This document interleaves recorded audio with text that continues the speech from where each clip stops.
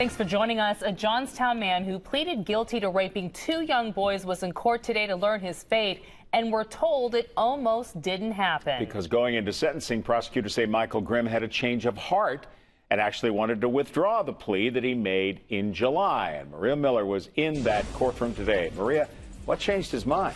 Well, Marty and Jen, he took some time to speak with his attorney and understand that if he withdrew his plea today, he was permanently withdrawing any type of deal. And the district attorney's office said if he were to have been found guilty, his punishment would have been much more severe.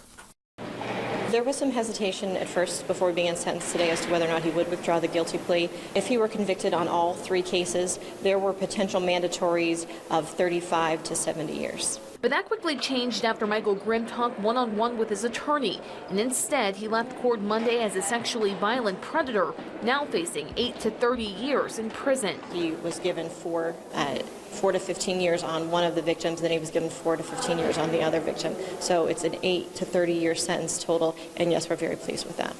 Grimm is accused of raping 2 young boys nearly a decade ago. He was charged last year after prosecutors say one of the boys came forward with the allegations, saying Grimm bribed him with gifts to keep him quiet and even held a gun to his head, threatening him not to tell. Prosecutors said they had also found more than 100 pornographic pictures of children on his laptop. Before sentencing Monday, neither Grimm nor his attorney had anything to say, but the mother of one of his victims did. Through tears, she looked directly at Grimm and said, quote, "I hope you can find peace with what you did and ask for forgiveness from God."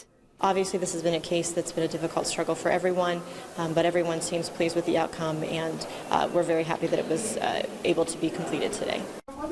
Grimm will get credit for time he's already served, which is a little less than a year. He's not eligible for early release, but if and when he does get out of prison, he'll, of course, be registered as a sexually violent predator and a Megan's Law offender, and he'll also be required to keep law enforcement informed of his whereabouts at all time, and he will not be allowed to have any contact with the victims or their families. Reporting live, Maria Miller, 6 News.